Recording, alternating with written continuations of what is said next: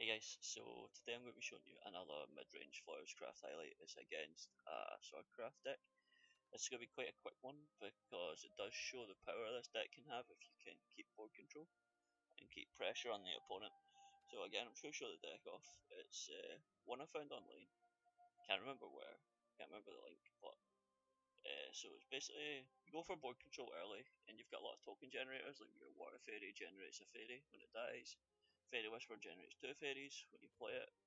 You've got a Goblin Fighter, which generates either a Goblin or a Goblin Leader. So it's either a 1 mana 1/2 or a 4 mana 2/3 that summons a Goblin into your turn, so that helps fill up the board as well. You've got your Daisy Bolt Archers, a little bit of removal. It can be quite nice. Wellspring Elf generates more tokens when evolved. Your Liza's your part of your draw engine. Puts a low cost, and then when it dies, puts a high cost. So you'll get like Water Fairy, and then when it dies, you'll get like Omnis or Cynthia, which is really good. You've got Jeffnar just for the evolve power. If you evolve something else, he evolves.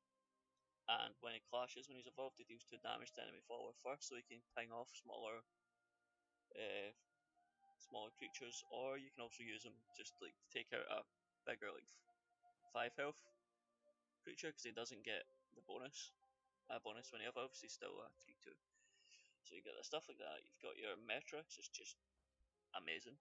So it's a 4 mana 4/3 clash draw card. And when you evolve it, it deals X damage to an enemy follower, so it's targeted, you get to select it. And the X is equal to the number of cards in your hand. And with the token generators like Fairy Whisperer, Water Fairy, stuff like that, you do tend to have a decent hand size for the majority of the game, which is really nice. You get Miracle of Love because it's just really good. 3 mana, summon either a 2/3 reward that also gains Bane if you have the other one in play, or summon a 3/2 with Rush, which gains Storm if you have the Beauty in play. And the card also is if you play it for 6, you summon both of them, so then you get the 2/3 Bane and Ward, and then you get the 3/2 Storm. And if you play 2 other cards before it, so say 8 mana, 2 fairies, you both gain +2/+2, which is really good. So then you've got your God Hunter Sloan. He's just accelerate, deal 3 damage to any follower, it's quite good. Early, it's a bit early in removal, but it's probably not the best way to use him. It depends. You can use it to clear something off later game as well if you got off the mana to play him. He's also off 5 mana 3/5 ward, which is quite nice. And he deals 4 damage to an enemy follower if you play 2 cards before him. And if you play 4 cards before you play them, he deals 2 damage to all enemy followers as well as the 4 damage, which is really good.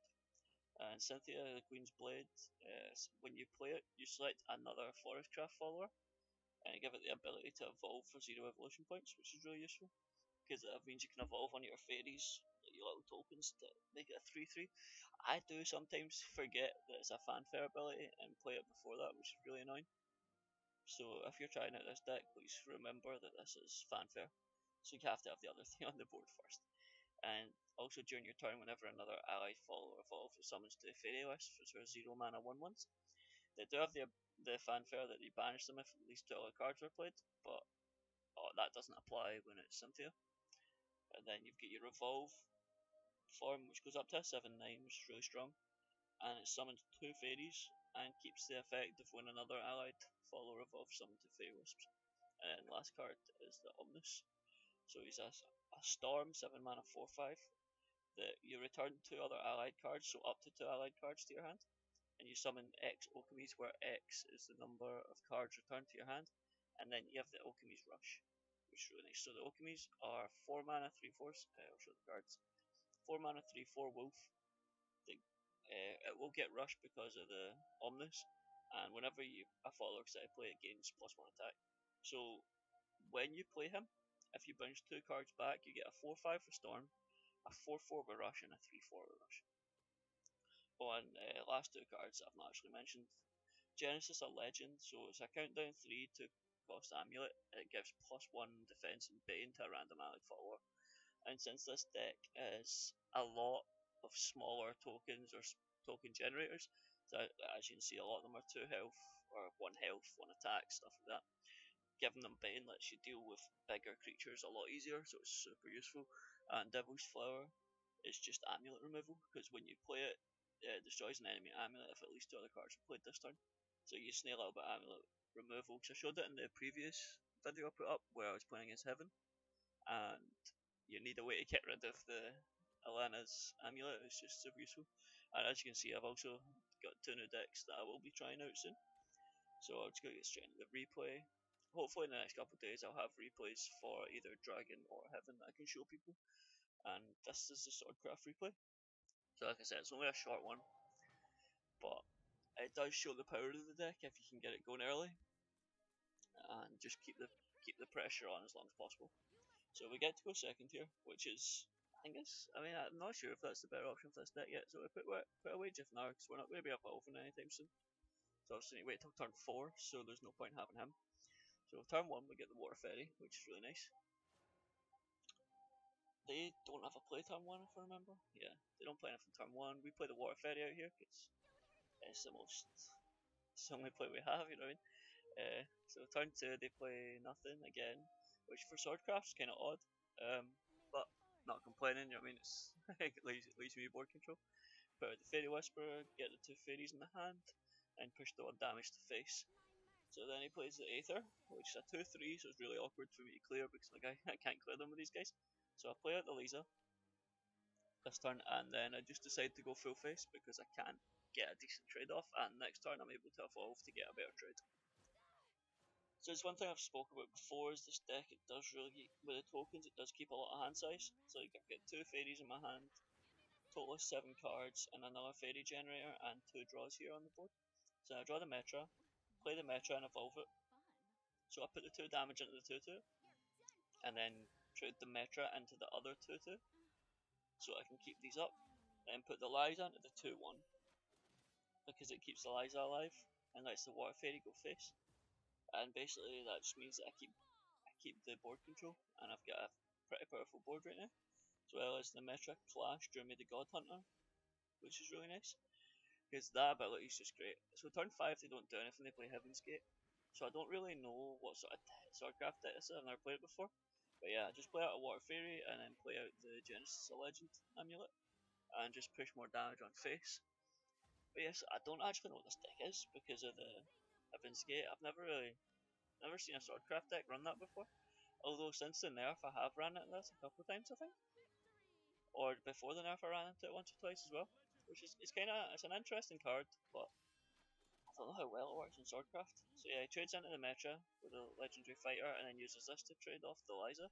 So the Liza makes me overdraw. I get the Omnus and then the second draw, which is my actual draw for the turn, but it's not Liza. So I trade the Bane in, and I use the Cynthia to give this fairy the option to evolve for free. So I evolve it for free, play out a fairy as well. See, like here, I destroy the amulet with Devil's Fire because I play the 2 cards, so she's like that. And then I evolve this because when I evolve this is going to summon 2 Fairy Wisps. And if I did that, it would have filled up my board and I wouldn't have been able to remove the amulet from play.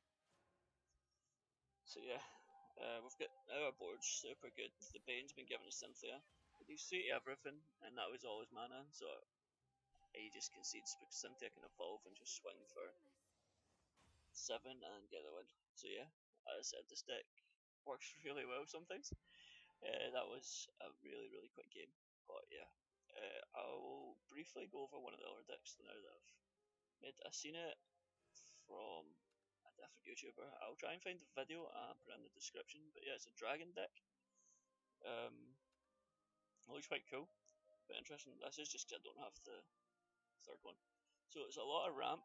You've got like your disdain for drawing cards, servant of disdain again, drawing cards. Whenever he takes damage, this one's deal 1, draw that deal 1 damage to follow, draw a card.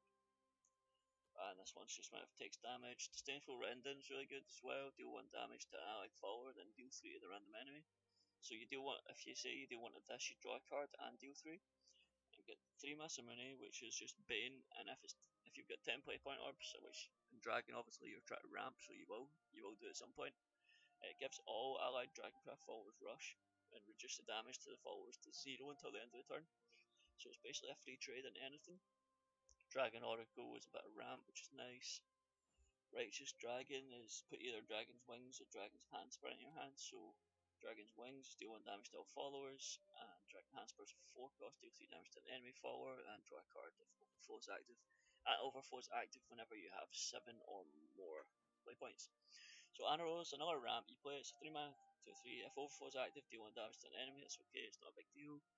And then you just want to evolver. So you ideally play a turn 4 evolver and get an extra play point off, so you're on 6 next turn. So Dragonic Core, if you play it for 7, recovers an evolution point, which is quite useful. But during your turn when Outfire evolves, gain an empty play point orb and recover 2 play points, then banish it. So you can play this turn 3, Anaros turn 4, evolve Anaros, and you gain 2 play points back, so you've still got 3 left. You also gain an empty play point orb for playing that as well, so it's a good bit of ramp. That's 2 ramp in 1 turn off the 1 evolve. So you run that Jack Smite as its removal. So it banishes an enemy from an amulet. It's got a wide range because it can hit pretty much anything. And it does make both players draw a card, which is a downside, but like I said, it can hit pretty much anything. It's really nice. It also clears out like Alana's amulet, stuff like that. You can Galgmukes because it's just a solid card for Dragon. Sidon, again, solid card. It works really well late games. Accelerate 2 summons a Precisely card. Just gives you like a bit of early game as well if you've not hit any of this. Probably not the best way to use it. Hulk Dragon it because the deck list was run. It did say it wasn't a optimal card to run the list, but yeah. And then but I felt like I'd try it. This is the exact list. I took the exact list from the video. I'll try and link it in the description. And we've got the Prince because the deck's supposed to be focused around him, where you replace your deck with Kites cards, and there's a lot of different ones. And they're really powerful cards, so it basically just gives you a deck of super strong followers and spells. Then Genesis Dragon is Accelerate 4, getting into play point up, so it's ramp. If you can evolve and have at least 1 evolution point, use 1 evolution point to deal damage to all followers. It's probably not ideal, but it can help clear boards against like Swordcrafts and stuff if they're pushing a lot of damage. Or against that Midrange Forestcraft, it's got a big board, you can use that.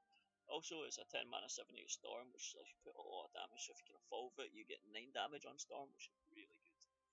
But yeah, that is the gist of this deck, and I will try and make a video on this deck sometime soon.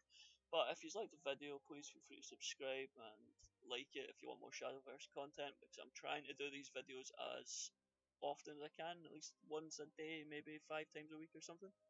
But yeah, thanks for watching guys, and I'll hopefully have some Heaven or Dragoncraft in the next one. Bye.